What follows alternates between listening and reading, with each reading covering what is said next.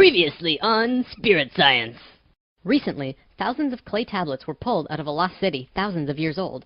They described a new version of our history that is putting the pieces back into place. The continent of Atlantis was a thriving home for the human race, but we had visitors, one of which changed our evolutionary path forever.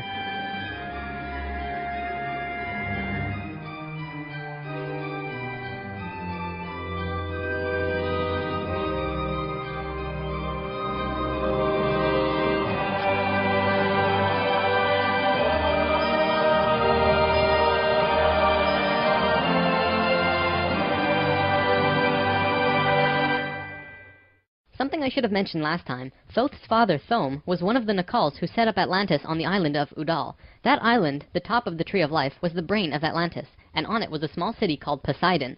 This city is what Plato was discussing when he said that Poseidon bore 10 children, the 10 circles on the Tree of Life. Poseidon was made of 3 rings painted in black, red, and white stones, and it was the symbol for Atlantis. The inner circle represented the Nacals. The middle circle were the priesthood, called the Maya, and the outer circle represented the regular people of Atlantis. We'll come back to this down the road. There were only a few thousand Martians who came to Earth through the synthetic Merkaba. The first thing they did when they arrived in Atlantis was try to take over the continent. They tried to declare war and invade.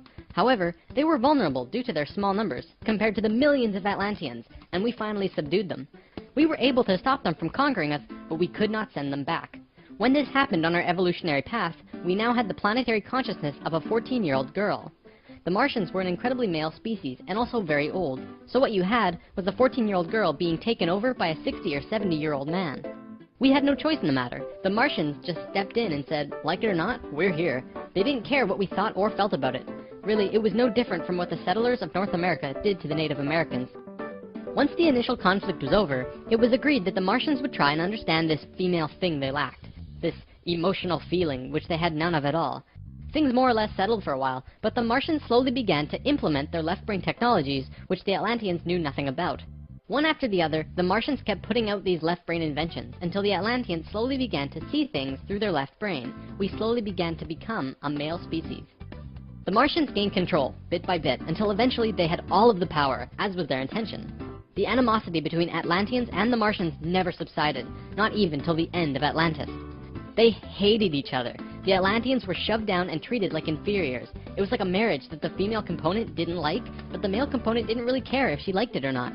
It remained this way for a very long time, until about 26,000 years ago, when the next phase slowly began.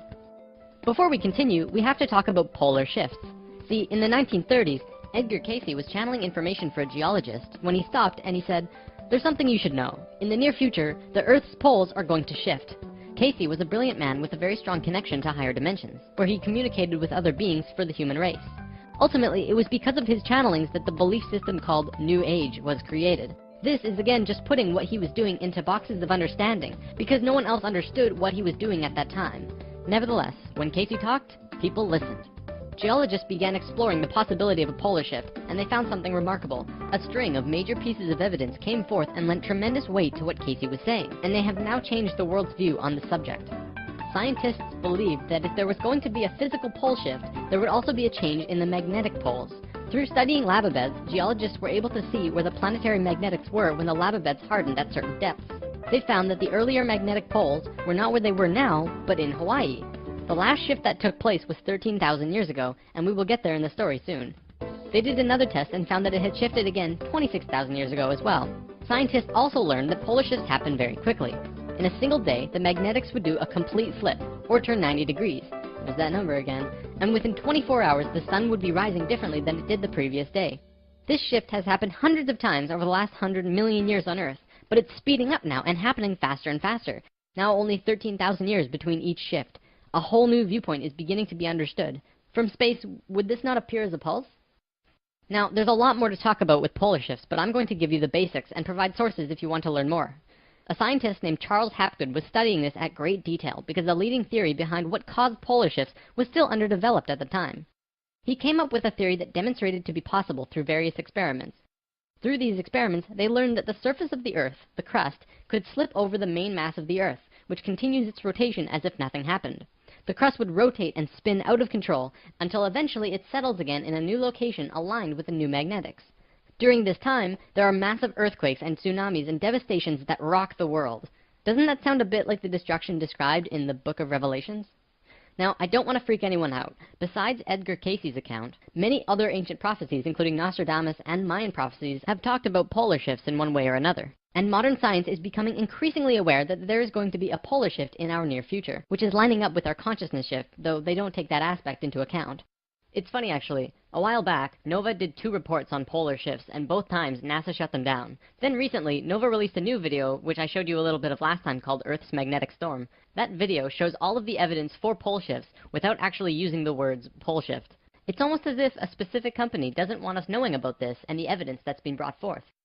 Polar shifts are directly related to the magnetics of the planet as well. Planetary magnetics are supposed to look like this, but the reality is much different. Our magnetics have been weakening over the last 500 years or so, and today they look a little more like this. It was the magnetics becoming more and more warped that's causing many of the problems we've seen in the last 20 years. Birds follow the magnetics of the planet to migrate, and they've been ending up in places they shouldn't be. Whales were continually beaching themselves in the 90s because they followed these magnetics, which led them to land where there should have been water.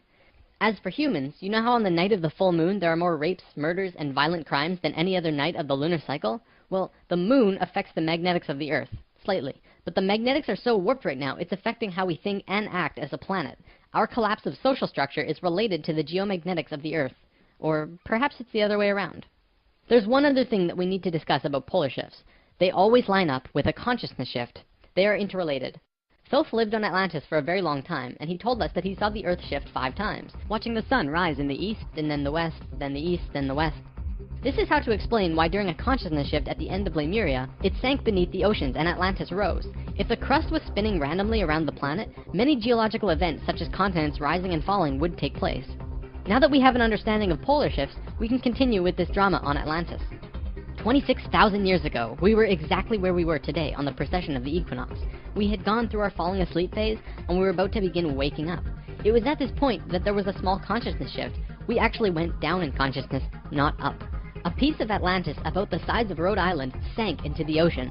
This caused a tremendous amount of fear within the Atlanteans, because they thought they were going to lose the whole continent, like what happened with Lemuria.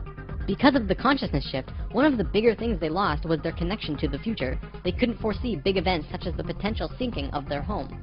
After about 200 years, this fear began to subside. Now, in both the Bible and the Sumerian records, the accounts of Adam, Eve, and all of their children were recorded to have exceptionally long lifespans, like 900 years or so. So 200 years for us back then is like 20 years for us today. We'll explain how we got there soon. Things kind of settled for a while, and then between 13,000 and 16,000 years ago, a comet approached the Earth. Because we were living at a high consciousness across all dimensions, the Atlanteans became aware of it before it hit. A great conflict occurred in Atlantis. The Martians, who were in the minority even though they were in control, wanted to blow it out of the sky with their laser technology. However, the Nacals had learned of the comet's true nature, and the Atlanteans protested. They said that the comet was in divine order. They had to allow it to take place naturally. Let it hit the Earth. That's what's supposed to happen. The Martians fought the Atlanteans, but in the end they gave in. The Martians agreed to let it hit the Earth. When the time arrived, it came screaming into the atmosphere, plunging into the Atlantic Ocean just off to the western shores of Atlantis, near where Charleston, South Carolina is now, only that was at the bottom of the ocean at the time. The remnants of the comet are now scattered across 4 states, and science has definitely determined that it hit at least 12,000 years ago, if not more. They're still finding pieces today. Although the main portion struck near Charleston, a few fragments actually hit the main body of Atlantis, crashing into an area right where the Martians were living, killing a huge portion of their population. They were pissed.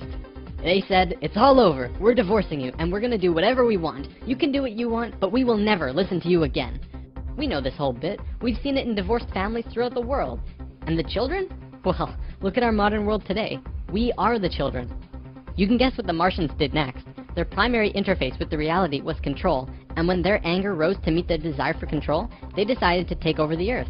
They began to once again create a complex like the one they built on Mars long ago to try and create another synthetic Merkaba. If they had succeeded, they would have gained control over everything on the planet.